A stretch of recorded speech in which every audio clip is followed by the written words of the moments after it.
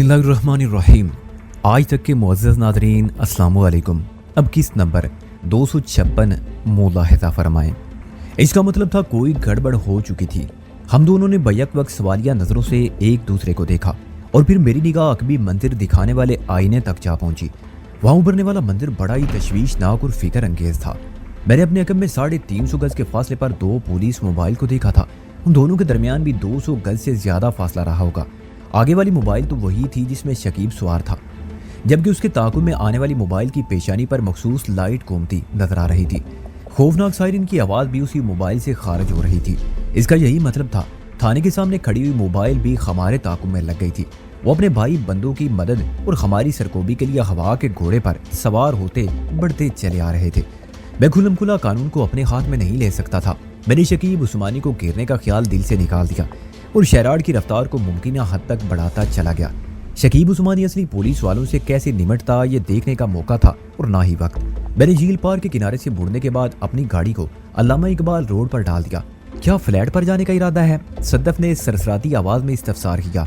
मैंने कतियत से कहा, सवाल ही पैदा नहीं होता। मैं इन दिनों जिस फ्लैट में मुकीम था वो यहाँ से चंद गज की दूरी पर था। सद्दफ ने कहा, मैं यही समझी थी। वैसी खतरनाक हमाकत के बारे में सोच भी नहीं सकता। मैंने अटल अंदाज में कहा, हमारे ताक़ुब में 1 और 2 11 मुसीबतें चली आ रही हैं। उनमें से किसी को ये मालूम नहीं होना चाहिए कि मैं तारिक रोड पर रहता हूँ। ये यक शुद्ध 2 शुद्ध वाली सूरत हाल है। वो संजीदगी से बोली। मैंने संजीदगी से कहा, तुम इसे खत्म शुद्ध ही समझो। मैंने लिबर्टी चौक के सिग्नल को क्रॉस किया और खालिद बिन वलीद रोड की तरफ बढ़ गया। ये एक इत्तफाक था कि सिग्नल क्रॉस करते ही तारिक रोड वाला सिग्नल खुल गया था, यानी हमारे पीछे अल्लामा इकबाल रोड वाला सिग्नल बंद हो गया था। ये एक बड़ा हसीन इत्तफाक था। मेरे जिस्म जाँ में एक इत्मीनान से उतरता चला गया। लिबर्टी वाला सिग्नल मुताकबीन की राह में संगीन रुकावट साबित होने वाला था। हसूली तौर पर वो हमारे ताकुब के काबिल नहीं रहे थे। मैंने खालिद बिन वलीद रोड को क्रॉस करने के बाद अकब नुमा आईने में झांका। हमारे पीछे काफी फासले तक अल्लामा इकबाल रोड खाली नजर आई। इसका वादे मतलब यही था कि हमारा ताकुब करने वाले किसी माजूरी का शिकार हो गए थे।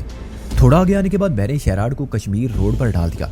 मेरा इरादा था इस तरह मैं सोसाइटी ऑफिस से गुजर कर शायरा कायदीन को ज्वाइन करूं, फिर इशारा फैसल पर निकल जाऊंगा। आगे की आगे जाकर सोचते मगर मुझे फौरी तौर पर अपना इरादा बदलना पड़ा। अचानक हमारे अकब में सायरन बजाती लाइट घुमाती पुलिस मोबाइल नमूदार हुई। वो अकेली थी। उसके 2 ही मतलब थे। नंबर 1 शकीब उस्मानी वाली मोबाइल उन्हें जुल देकर बच निकलने में कामयाब हो गई थी। नंबर 2 नकली और असली पुलिस मोबाइल के दरमियान कोई पुरस्रार किस्म का फौरी और हंगामी कंप्रोमाइज हो गया था। सूरत कोई भी रही वो हमारे लिए संगीनी बढ़ गई थी। अब शायरा फैसल का रुख करना मुसीबत को दावत देने के मुतरादिफ था। लिहाजा मैंने अगली चुरंगी पर निस दायरे में घूमते हुए गाड़ी को दाईं जानिब मोड़ दिया।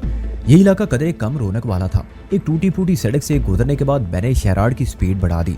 हमारे हक़ में पुलिस के मखसूस सायरन की सदा तो उबर ही रही थी, ताहम उस मोबाइल की सूरत कहीं नजर नहीं आ रही थी। इसका मतलब था कि मैं पुलिस वालों को जुज़वी तौर पर जुल देने में कामयाब हो गया था। कॉस्मोपोलिटन सोसाइटी की तरफ बढ़ते हुए हमें एक हादसे से 2 चार होना पड़ा। एक चुरंगी पर सड़क के वस्त में बड़ा बेहुदा किस्म का गड्ढा था। मैं तेज रफ्तारी के चक्कर में उस सालम गड्ढे को बर वक्त ना देख सका। इस किस्म के गड्ढे में टायर पड़ जाना कोई खास बात नहीं होती, ताहम इन नाजुक लम्हात में हर आम बात खास हो जाती है। शहराड़ का टायर जैसे ही गड्ढे में आया एक फलक शगाफ धमाका हुआ। ये टायर ब्रेस्ट होने की मखसूस आवाज थी। शहराड़ बुरी तरह डगमगाई। उसके स्टीयरिंग पर गिरफ्त कायम रखकर संभालना खासा मुश्किल साबित हुआ। मैंने थोड़े फासले पर सड़क के किनारे गाड़ी रोक दी। वो तो गनीमत था इस वक्त सड़क पर ट्रैफिक का इज़्दिहाम नहीं था, वरना मिज़ारे कायद की जानिब से आने वाला गाड़ियों का रेला हमें अपने साथ बहा ले जाता। शहराड़ हमारे लिए बेकार हो गई। मैंने ड्राइविंग साइड का दरवाजा खोलते हुए इज़्तिरारी लहजे में सद्दफ से कहा, फौरन गाड़ी से बाहर आओ, यहाँ एक लम्हे को रुकना खतरनाक होगा। सद्दफ ने पैसेंजर साइड का दरवाजा खोला और बर्क रफ्तारी से बाहर आ गई। फिर हमने एक जानिब नीम तारीकी में दौड़ लगा दी। वो रिहायशी इलाका था और सड़क के किनारों पर दरख्तों की बहुतात थी। स्ट्रीट लाइट्स की कमी ने नीम तारीकी का माहौल तख्लीक कर दिया था। नर्सरी से हटे हुए इस इलाके को हम दौड़कर उबूर करने की कोशिश करने लगे। उस मनूस सायरन ने हमारा पीछा नहीं छोड़ा था। मोबाइल हमारी शहराड़ के करीब रुकी तो सायरन की आवाज में भी ठहराव आ गया, लेकिन दूसरे लम्हे वो कातिल आवाज हमारे ताकुब में लग गई। इसका वादे मतलब था पुलिस मोबाइल हमारे पीछे आ रही थी। शायद पुलिस वालों ने हमें नीम तारीकी में भागते हुए देख लिया था। फास्ट, मोर फास्ट, मैंने सद्दफ से कहा और बाएं जाने मुड़ गया। इस वक्त हम जिगर मुराद आबादी रोड को छोड़कर कॉस्मोपोलिटन और सहवानी सोसाइटी के दरमियान से गुजर रहे थे।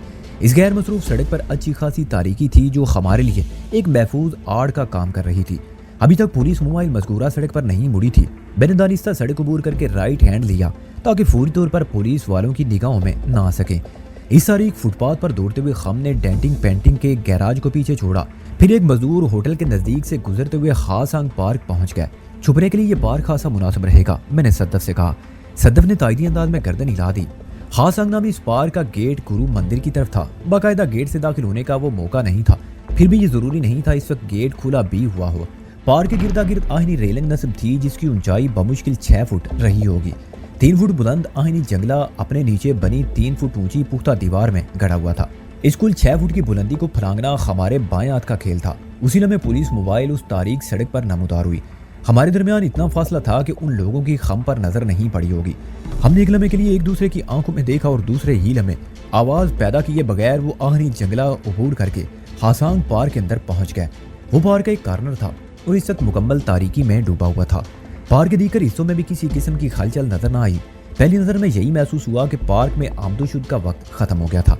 ये हमारे लिए खुशाइंदा बात थी। मैंने अपने कुर्बो जवार में निगाह दौड़ाई तो एक उम्दा किस्म की जाए पनाह दिखाई दी।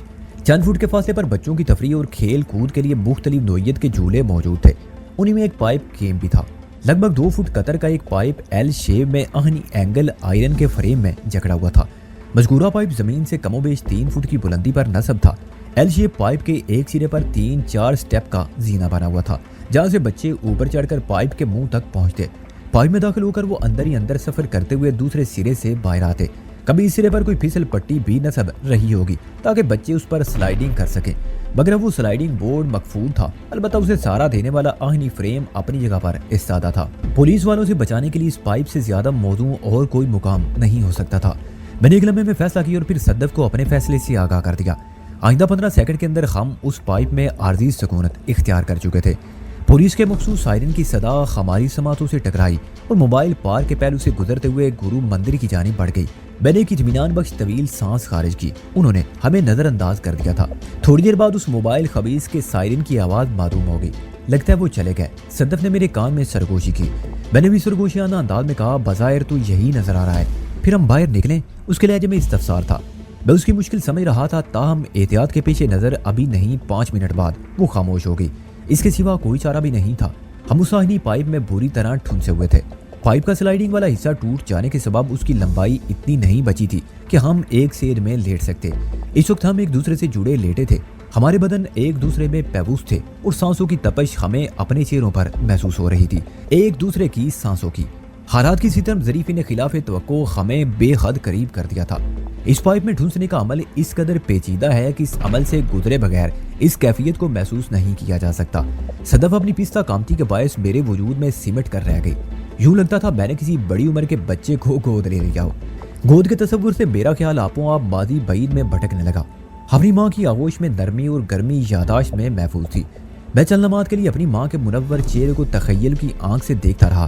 फिर सोच का दायरा थाईवान की जानिब मुड़ गया। उस जवान साल और चीनी की मौत ने मेरी खातिर बड़ी कुर्बानियां दी थी।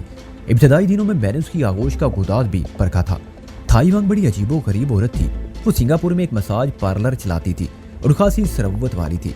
हमारी मुलाकात एक इत्तफाक के तहत हुई थी। मैं अपने जानू मकानी दुश्मन दारा से जान बचाकर छुपता फिर रहा था कि थाईवान की हमराही मुझे मिल गई। वो मुझसे उम्र में खासी बड़ी थी। मैं उस वक्त 12-13 साल का था। ये उम्र तो नासमझी और नादानी की उम्र होती है, मगर थाईवान को खारिश है की समय थी। उसने मुझे अपने साथ रख लिया तो उसकी एक हैरत अंगेज आदत मेरे इल्म में आ गई। वो खुद सोदी की आदि एक अजियत पसंद औरत थी। उसकी इस फेल के पीछे क्या नफसानी आवारज थी, इससे कते नजर मुझे थाईवान की हालत पर बहुत अफसोस हुआ। मैं कम उम्री में भी कड़ियल जवान नजर आता था। मेरी सेहत अव्वल दिन से काबिल रश्क थी। थाईवान मुझसे बुरी तरह पिटती। मैं उसकी फरमाइश पर उसकी पुश्त को चर्मी हंटर से उधेड़ कर रख देता। वो इसी दौरान में मुसलसल सिसकती रहती। ये उसका इंजॉय करने का एक अंदाज था। अज़ां बाद वो अपने घायल बदन पर मुझे ही से मरम पट्टी भी लगवाती। गोया मैं उसका कातिल और मैं ही मसीहा था। मैं ही चीरा दोस्त और मैं ही चारागर था। बाद में उसने मेरी मोहब्बत में अपनी अजियतनाक आदत से छुटकारा पा लिया, मगर मेरे दुश्मनों ने उसे जिंदगी से छुटकारा दिला दिया। वो अपना कारोबार, माल, जायदाद पहले ही मेरी दोस्ती की पादाश में तबाह कर चुकी थी। एक जान बची थी, सो वो भी निछावर कर दी। जब मैं उसकी मरमकारी से फारिग होता तो वो मुझे अपनी आगोश में भरकर बहुत प्यार करती। उसके प्यार में बड़ी हिद्दत और शिद्दत होती। मैं उन गुदाज और सरफराज लम्हात को जिंदगी भर फरामोश नहीं कर सकता था। मेरे ज़हन में उस वक्त कोई गंदी सोच ना होती, शायद इसलिए, हाँ इसलिए थाईवान की आगोश की नरमाहट और उसकी बाहों की गर्माहट मुझे ममता की लज्जत से आशना कर देती। किस सोच में गुम हो गए वैदान। صدف کی استفساریہ سرگوشی نے مجھے چونکا دیا۔ میں واقعی تائیوان کے تصور میں گم ہو کر رہ گیا تھا۔ میں نے بات بناتے ہوئے جلدی سے کہا، یہاں سے نکلنے کے بارے میں سوچ رہا ہوں، ہم کب تک اس چوہے دان میں پھنسے لیٹے رہیں گے؟ وہ کسمسائی اور بولی، میرا خیال ہے ہمیں پناہ لیے 10 منٹ سے زیادہ ہو گئے ہیں، یقیناً اتنا وقت گزر گیا ہوگا۔ وادی کا ایک دریچہ جانگتے ہوئے وقت کی رفتار کا اندازہ نہیں رہا تھا۔ میں نے پوری طرح پائپ میں حاضر ہوتے ہوئے کہا، کافی دیر سے وہ منحوس سائرن بھی سنائی نہیں دیا، لگتا ہے وہ ہماری تلاش میں ناکام ہو کر کسی اور طرف نکل گئے ہیں۔ ہم بلا خوف و خطر باہر نکل سکتے ہیں۔ اس پائپ سے باہر نکلنا ایک کارے دار تھا۔ انسان کی تعاقب میں اگر شکاری کتے لگے ہوں تو وہ 15-20 فٹ چوڑی رکاوٹ کو بھی عبور کر جاتا ہے۔ جان بچاتے وقت اکثر ناممکن کام ممکن ہو جاتے ہیں۔ ہمارے ساتھ بھی اسی قسم کا سلسلہ ہوا تھا۔ اس وقت افراتفری میں کسی طرح گھسا کر ہم پائپ کے اندر لیٹ تو گئے تھے، مگر اب ہمارے بدن ایک دوسرے میں بڑے الجھن بھرے انداز میں محفوظ تھے۔ ہم باری باری باہر نہیں نکل سکتے تھے۔ ہمیں ایک ساتھ یک بدن 2 کالم کے روپ میں خارج ہونا تھا، گرم جوش معانقے کے رنگ میں۔ میں نے صدف کو ترکیب بتائی تو وہ تھوڑی متعامل نظر آئی۔ میں نے کہا، اور کوئی صورت نہیں ہے، ہم پائپ کو کاٹ کر باہر نکلنے کا انتظار نہیں کر سکتے۔ ٹھہرو، میں کوشش کرتی ہوں، وہ جلدی سے بولی۔ پھر وہ اپنے بدن کو سمیٹتے ہوئے نیچے کی جانب کھسکنے لگی۔ شاید وہ اپنے مقصد میں کامیاب ہو بھی جاتی، لیکن بر وقت مجھے ایک شرارت سوچی۔ میں نے اپنے فعل کو شرارت فرض کیا ہے، جیسے الجبرا میں ایکس سے کام لیا جاتا ہے۔ میں نہیں جانتا وہ کیا حرکت تھی، کوئی شرارت تھی یا XYZ، وہ جو کچھ بھی تھا بے ساختہ اور بے اختیار تھا۔ میں اسے کوئی نام دینے سے قاصر ہوں، شاید وہ اس سچویشن کا اثر تھا۔ بہرحال جیسے ہی صدف نے پائپ کے سرے کی سم سرکنے کی صحیح کی، میں غیر محسوس طریقے سے اس کی کوشش میں رکاوٹ بننے لگا۔ یہ باڑی کی جنبشوں کا ٹیکنیکل کمبینیشن تھا۔ صدف کی سمجھ میں کچھ نہ آیا اور وہ شکست خوردگی کے انداز میں بولی، لگتا ہے اس پائپ کو ہمارے اوپر رکھ کر تیار کیا گیا ہے، مجھے بھی ایسا محسوس ہو رہا ہے۔ میں نے کہا۔ وہ خاموش اور گہری نظر سے مجھے تکتی چلی گئی۔ مجھے محسوس ہوا صدف کی نظر میرے پار اتر جائے گی۔ اس کی نگاہ میں عقابی تیزی تھی۔ باتیں بہت ہو چکی، لہذا ہم ایک دوسرے میں پیبوس اس پائپ سے باہر آ گئے۔ چند لمحات کے بعد میں اس امن و امان کا راز بھی کھل گیا۔ پہلے میں یہی سمجھا شاید پارک میں داخلے کا وقت ختم ہو گیا ہے، لیکن ایسی کوئی بات نہ تھی۔ اس پارک کا گیٹ ابھی تک کھلا تھا اور شاید ہمیشہ کھلا رہتا ہوگا۔ میں نے پارک میں موجود 8-10 بینچز پر مدوش انسانوں کو سوتے ہوئے پایا۔ ایسا نظارہ میں 1-2 اور پارکس میں بھی دیکھ چکا تھا۔ وہ سب کے سب نشے کے زیر اثر تھے۔ بیلے کچیلے کپڑوں میں ملبوس مفلوق الخال لوگ، قسم پرسی کی حدوں میں داخل تباہ خیال انسان، وہ چرس بری سگریٹیں پھونک کر دنیا و مافیا سے بے خبر پڑے تھے۔ انسان برداشت کی انتہا سے گزرنے کے بعد خود فراموش کے بارے میں سوچتا ہے، وہ اپنے آپ سے بے خبر ہو جانا چاہتا ہے تاکہ وہ نہ رہے جو 6 سم سے مسائل اور مصائب میں گھرا ہوا ہے۔ وہ بن جائے جسے دنیا جہان کا کوئی غم نہ ہو۔ ایک انسان کو بچانا گویا پوری انسانیت کو بچانے کے مترادف ہے۔ ہم لاکھوں کروڑوں اربوں جیتے جاگتے چلتے پھرتے انسانوں کو اپنے درمیان مٹھی بھر کچلے اور بکھرے ہوئے یہ لوگ کیوں نظر نہیں آتے؟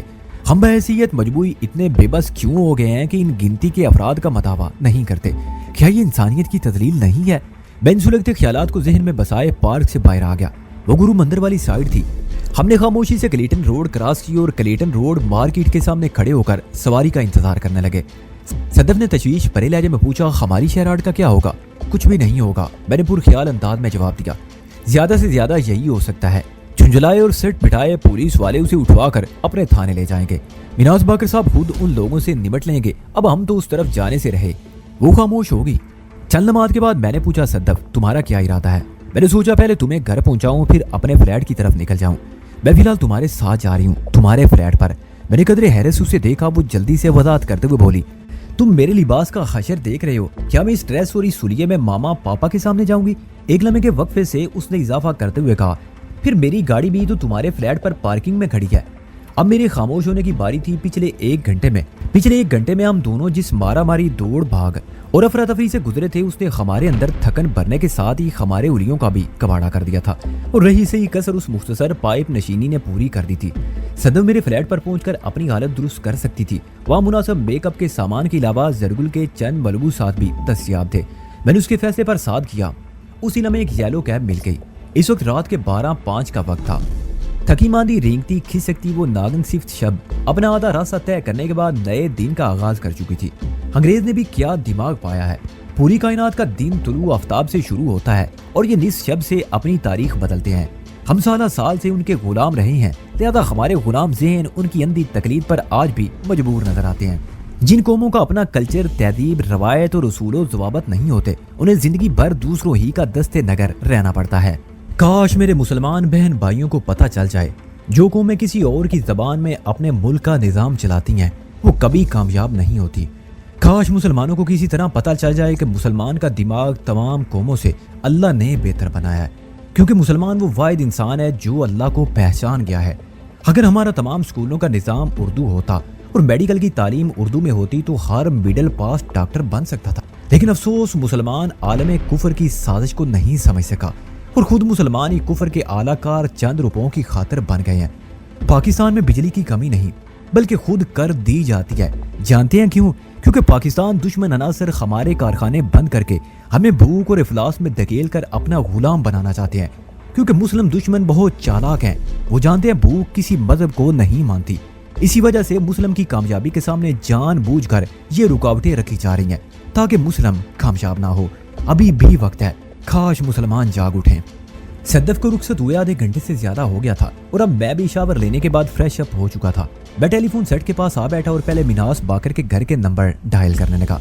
वो पत्थर जिगर आनी आसाब का मालिक शख्स गुरूब आफ्ताब से चंद लम्हे पहले पूरे 7 अफराद को सुपुर्दे खाक कर चुका था। फरद बेगम और वाजिद उसके फैमिली मेंबर थे, उसकी बीवी और बेटा थे, मगर वो अपने 2 घरेलू मुलाजमीन और 3 सिक्योरिटी गार्ड्स का भी अंदाता था। वो उनके दुख दर्द का साथी था और कफील था। गोया उसने आज शाम अपने फैमिली के 6 अफराद को लहद में उतारा था। सोहेल का ताल्लुक फैसलाबाद से था। उसकी लाश को आबाई गाँव भेजने का बंदोबस्त कर दिया गया था। राब्ता होने पर मैंने मिनाज से ऐसी बेमकसद बातें की जिनसे उसका गम गलत हो सके। बाज़-औक़ात बेमकसद और फजूल बात भी बहुत कारी और बामकसद हो जाती है। इसलिए कहा जाता है किसी शय को कारखाना कुदरत में बेकार ना समझो। हाँ, फिलहाल तुम्हें इस बज़ाहिर बेकार नजर आने वाली चीज की अफादियत और काम मालूम नहीं। मैं मुख्तलिफ हीलों बहानों से उसकी अशक शोई नुमान दिल जोई में लगा रहा। अचानक वो मौजू बदल कर मेरी जानिब रुख करते हुए बोला और मुझसे मेरी ताज़ा तरीन सरगर्मियों के बारे में पूछने लगा। मैंने मुख्तसर अल्फाज में उसे अपनी कारकर्दगी से आगाह कर दिया। फिर से फैज शहराड के बारे में अपनी तशवीश का इजहार भी कर दिया। वो सरसरी अंदाज में बोला, शहराड पर तुम मट्टी डालो, वो तुम्हारी सलामती का पासिंग भी नहीं। मैं उसे पुलिस के कब्जे से इस तरह निकालूंगा जैसे मक्खन में से बाल निकाला जाता है। हमारे दरमियान थोड़ी मजीद गुफ्तगू हुई। मैंने उसे कदर संभला हुआ महसूस किया तो इजाजत चाहिए। ठीक है मिनाज साहब, आप आराम करें, सुबह बात होगी। तुम अपने महाज पर डटे रहना, उसने गंभीर आवाज में मुझे हिदायत दी। ओके मिनाज साहब, मैंने ये कहते हुए टेलीफोनिक सिलसिला मौकूफ कर दिया। दूसरा फोन मैंने मिनाज के जेरे तामीर बंगले पर शहजाद को किया। शहजाद वहाँ जरगुल के साथ फैसल की निगरानी पर मामूल था। फैसल को मेरी निगरानी में तदफीन से थोड़ी देर पहले भठाई कॉलोनी वाले ठिकाने से मजकूरा बंगले में मुंतकिल किया गया था। फोन जरगुल ने रिसीव किया। मेरी आवाज पहचानते ही बोली, तुम कैसे हो वजदान? मैंने अपने कैसे होने का मुख्तसर अहवाल बयान किया तो वो खासी अफसुर्दा हो गई। मैंने पूछा, तुम्हें तो वहाँ कोई परेशानी नहीं है ना? एक है परेशानी, उसने अजीब से लहजे में कहा। मैंने चौंक कर पूछा, कैसी परेशानी जरगुल? यहाँ पर तुम मौजूद नहीं हो। तो मैं उलझ गया, क्या शहजाद के साथ तुम अनईजी फील करती हो? ये बात नहीं है, वो जल्दी से बोली, मैं बस तुम्हारे साथ ईजी फील करती हूँ। ओह, मैंने गहरी सांस खारिज करते हुए कहा, जरगुल मैं एक वक्त में एक ही जगह पर मौजूद रह सकता हूँ, खुदा न खासा मैं कोई खुदा तो नहीं। वो मौजूद से कन्नी काटते हुए बोली, पता नहीं तुम क्या कह रहे हो। मैंने उसके दानिस्ता एतराज को समझते हुए टॉपिक बदल दिया और पूछा, शहजाद कहाँ है? वो 4 दीवारी के अंदर रहते हुए बंगले का एक चक्कर लगाने गया है। वो बड़ा चौकन्ना और मोहतात आदमी है। शहजाद की सलाहियत का इंकशाफ मेरे लिए कोई नई अचंभिक बात ना थी। मैंने जरगुल से इस्तफसार किया, तुम अभी तक सोई नहीं हो? अभी तो शहर के 90% लोग जाग रहे हैं, मगर तुम दूसरे शहर से आई हो। लाहौर में लोग जल्दी सोने के आदी हैं। मैं अपने हालात की आदी हूँ। वो क्या कहते हैं, जैसा देश वैसा बेस। वो फलसफियाना अंदाज में बोली, इंसान को हालात अपने ढंग में जीना सिखा देते हैं। उसने जरा तवक्कुफ किया, फिर इजाफा करते हुए बताने लगी, वैसे शहजाद वापस आकर अपनी ड्यूटी संभाल ले तो मैं सोने की कोशिश करूंगी। उसने ड्यूटी का जिक्र किया तो मेरा ख्याल फैसल की तरफ चला गया। हमारा मेहमान पंछी चौधरी ज़्यादा कैसा है? मैंने पूछा। खुशबाश है, वो मानी खेज अंदाज में बोली, हमारी खातिरदारी में खासा रिलैक्स महसूस कर रहा है। अभी थोड़ी देर पहले उसने शहजाद से काफी बातें भी की हैं। इसका मतलब है वो होशो हवास में आ चुका है। ऐसा वैसा? वो दबे जोश का इजहार करते हुए बोली, मुझे तो लगता है वो पूरी तरह फिट है। मैंने पूछा, शहजाद से उसकी क्या बातें हुई हैं? मैंने शहजाद से पूछा नहीं, वो बोली। फिर चौंके हुए अंदाज के साथ कहने लगी, शहजाद आ गया है, तुम उससे बात कर लो। अगली में मुझे ईयरपीस में शहजाद की मखसूस आवाज सुनाई दी। रस्मी अलैक्स के बाद मैंने पूछा, माज का क्या हाल है? तुम मैदान जंग की सरहदों का जायजा लेकर आ गए। मैंने ज़ूमानी अंदाज में बंगले और उसके गिरदो पेश की खैरियत दरियाफ्त की थी। वो मेरी इस्तफसार की गहराई में उतरने के बाद बोला, तुम पूरी तरह मुतमईन रहो, मेरी मर्जी के बगैर यहाँ पर एक परिंदा भी पर नहीं मार सकता। वेरी गुड, मैंने सराहने वाले अंदाज में कहा। फिर पूछा, फैसल से तुम्हारी क्या बात हुई है? زرگل نے مجھے بتایا وہ خاصا اسمارٹ نظر آنے کی کوشش کر رہا ہے۔ تمہیں بالکل صحیح بتایا جا رہا ہے، وہ پوری طرح چاقو چوبند ہے، شہزاد نے تائیدی الفاظ میں جواب دیا۔ وہ مجھ سے دو ہاتھ کی بات کر رہا تھا، اس کے ساتھ ہی اس نے مجھے اور تمہیں بزدل ہونے کا تانا بھی دیا ہے۔ وہ مجھے تیش دلانے کی کوشش کر رہا تھا، کہنے لگا یہ تم لوگوں کی کوئی مردانگی ہے جو مجھے آئینی زنجیروں میں جکڑ کر خوش ہو رہے ہو؟ اگر طاقت اور ٹیکنیک کا مقابلہ کرنا ہے تو مجھے آزاد کر کے دیکھو۔ چھٹی کا دودھ یاد دلا دیا تو میرا نام بھی چودھری فیصل نہیں ہے۔ تو پھر تمہارا کیا ارادہ ہے؟ میں نے چھیڑنے والے انداز میں کہا۔ چھٹی، ساتویں اور آٹھویں کا دودھ تمہیں یاد ہے یا ڈائریکٹ میٹرک کا منصوبہ ہے؟ وہ میرے لطیف مذاق کو نظر انداز کرتے ہوئے بولا۔ میں تو اس کی منصوبہ بندی کا خیال پالے بیٹھا ہوں۔ اس کے لہجے میں چٹانی کیفیت پائی جاتی تھی۔ وحیدان، ایک مرتبہ تم فیصل کو میرے حوالے کر دو، میں نے ارمان نکالنا ہے۔ اس کی ہڈیوں کا چورا نہ کر دیا تو میں نے قطع کلامی کرتے ہوئے کہا، یہ چورا کس بازار میں فروخت کرو گے؟ وحیدان، تم تصور نہیں کر سکتے کہ میں فیصل کے لیے اپنے دل و دماغ میں مجھے ہر بات کا اندازہ ہے۔ میں نے ایک مرتبہ پھر اس کی بات کاٹ دی۔ تم فکر نہ کرو، میں تمہیں دل و دماغ کی آتش بجھانے کا موقع ضرور دوں گا۔ کل تم میری ریفری میں اپنی طاقت کو آزماؤ گے۔ وہ جوشیلے لہجے میں بولا، تم نے دل خوش کر دیا وحیدان۔ میں بھی دیکھنا چاہتا ہوں فیصل نے مارشل آرٹس کے میدان میں کیا چن رکھا ہے۔ میں تمہیں مایوس نہیں کروں گا وحیدان، انشاءاللہ ایسا ہی ہوگا، وہ یقین سے بولا۔ میں نے کہا، مجھے تم سے یہی امید ہے۔ وہ یکلخت موضوع بدل کر مجھ سے میرے بارے میں پوچھنے لگا۔ میں نے اسے PCH سوسائٹی کے بنگلے میں پیش آنے والے واقعات کے بارے میں آگاہ کر دیا۔ اس نے پوری توجہ سے میری بات سنی۔ جب میں خاموش ہوا تو وہ کہنے لگا، وحیدان، تمہارے لیے میرے پاس ایک گڈ نیوز ہے۔ Good news? میں نے اس کے الفاظ دہرائے، یعنی خوشخبری۔ وہ گہری سنجیدگی سے بولا، وحیدان، میں نے یہ وقت اس بنگلے میں ہاتھ پر ہاتھ رکھ کر نہیں گزارا۔ میں 1 گھنٹے کے لیے فیصل کو زرگل کی سپردی میں دے کر باہر گیا تھا اور میں نے اپنے ذرائع سے بہت کچھ معلوم کر لیا ہے۔ سنو گے تو دل خوش ہو جائے گا۔ شہزاد نے اپنے جن ذرائع کا حوالہ دیا میں ان سے بخوبی آشنا تھا۔ وہ ایک چلتا پرزا قسم کا بندہ تھا۔ کرائم رپورٹر والی حیثیت نے اسے بڑا سورس والا بنا دیا تھا۔ وہ ایک فون گھما کر بہت سے ایسے مشکل کام بھی کر لیتا تھا جو بظاہر ناممکنات میں شمار ہوتے تھے۔ کرائم رپورٹر کی نادیدہ اور طلسمی قوت کا مجھے پہلی مرتبہ ادراک ہوا تھا۔ شہزاد کی زبانی مجھے معلوم ہوا بعض طاقتور کرائم رپورٹر کو تھانے والوں سے باقاعدہ بھتہ بھی وصول کرتے ہیں۔ خبروں کی فراہمی تو بہت معمولی سی بات ہے، اگر تھانے والے یہ بھتہ نہ دے تو رپورٹر ان کی مخالفت میں الٹی سیدھی رپورٹ چھاپ کر ان کا بٹھا بٹھا دیتے ہیں۔ پولیس ڈپارٹمنٹ کے بارے میں عمومی طور پر یہی خیال پایا جاتا ہے کہ ان کی اکثریت راشی ہے۔ اس منظر کو ذہن میں لائیں جب ان لوگوں کو اپنی ساکھ بچانے کے لیے ایک راشی کا کردار نبھانا پڑتا ہوگا۔ ہر بڑی مچھلی چھوٹی مچھلی کو کھا جاتی ہے، گویا کمزور ہمیشہ طاقتور کی خوراک رہا ہے۔ اب یہ طاقت والے کی مرضی اور موڈ پر منحصر ہے کہ وہ بے بس اور کمزور کو ذہنی طور پر نچوڑے یا جسمانی طور پر ہڑپ کر جائے۔ آخر اس ذکر کو ہر صورت اس کا نوالا بننا ہوتا ہے۔ میں نے شہزاد کی جوش بھری سنجیدگی کو دیکھتے ہوئے پوچھا، اس خوشخبری کا تعلق کس سے ہے؟ وہ بولا، JD ملک سے۔ میں اچھل کر رہ گیا، کیا مطلب ہے تمہارا؟ مطلب یہ ہے کہ میں نے JD ملک کا سراغ لگا لیا ہے، وہ بڑے رسان سے بولا۔ میں شہزاد کے ذرائع معلومات سے واقف ہونے کے باوجود بھی پوچھے بنا نہ رہ سکا۔ کیسے؟ اس نے میرے کیسے کے جواب میں جو تفصیل بتائی اس کے مطابق JD ملک عارضی طور پر اپنے ٹھکانے سے ہجرت کر گیا تھا۔ اس وقت وہ اپنے دوست صفدر علی کے بنگلے میں مقیم تھا۔ صفدر علی نامی یہ شخص نارتھ ناظم آباد کے علاقے میں رہتا تھا۔ نارتھ ناظم آباد کے ذکر پر میرا ماتھا ٹھنکا۔ یہ علاقہ ڈسٹرکٹ سینٹرل میں واقع تھا۔ مذکورہ ضلع کراچی کا سب سے زیادہ اہم اور حساس ٹکڑا تھا۔ جس طرح شعیب گوری نے اپنی تنظیم CF کے کرائم فری کراچی کا ہر ضلع میں ایک ٹھکانہ بنا رکھا تھا، اسی طرح سینٹرل میں بھی اس کا اڈا موجود تھا۔ مجھے اس طرف جانے کا کبھی اتفاق نہیں ہوا تھا۔ میرے چونکنے اور ٹھٹکنے کا سبب یہ تھا کہ کہیں JD ملک نے شعیب گوری کے سینٹرل میں پناہ تو نہیں لے رکھی۔ یہ امکان کرین قیاس تھا کیونکہ جب سے شعیب گوری اور چودھری نوازش میں دوستی ہوئی تھی وہ دونوں سرکٹ کے لوگ آپس میں گھل مل گئے تھے۔ ان کی تازہ ترین مثال JD ملک اور نادر زمان کا گڑھ جوڑ تھا۔ نادر زمان تو پتہ نہیں اب کہاں ہوگا اور ہوگا بھی یا نہیں، البتہ شہزاد کے انکشاف سے یہ ضرور سوچا جا سکتا تھا صفدر علی نامی وہ شخص سینٹرل کا کرتا درتا بھی ہو سکتا تھا۔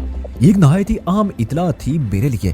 میں نے شہزاد سے کہا، میں تمہاری فراہم کردہ معلومات کو شک کی نظر سے تو نہیں دیکھ سکتا، مجھے بتاؤ JD ملک ڈیفینس سوسائٹی سے نارتھ کب گیا ہے؟ آج بعد از دوپہر، اس نے جواب دیا۔ اپنے بنگلے پر پیش آنے والے خونی واقعے کو نمٹانے کے بعد وہ بنگلہ لاک کر کے صفدر علی کے گھر چلا گیا تھا۔ میں نے کہا، اپنا بنگلہ لاک کرنے سے تو یہی ظاہر ہوتا ہے وہ آج کی تاریخ میں واپس نہیں آئے گا۔ میرے یہ اندازہ امکانات پر مبنی تھا۔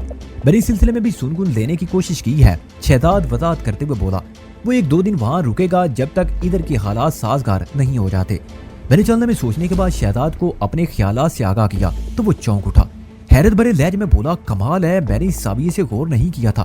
ये ऐन मुमकिन है जेडी मलक शोएब गोरी ही के किसी ठिकाने पर मौजूद हो। तुमने इस जाविये पर इसलिए दिमाग नहीं खपाया कि तुम्हारी सोच के कैनवस पर अभी तक सीएफ के पूरी तरह उभरी नहीं, मैंने वजाहत की, और ना ही चौधरी शोएब के इलाक पर तुम ज्यादा तवज्जो दे रहे हो।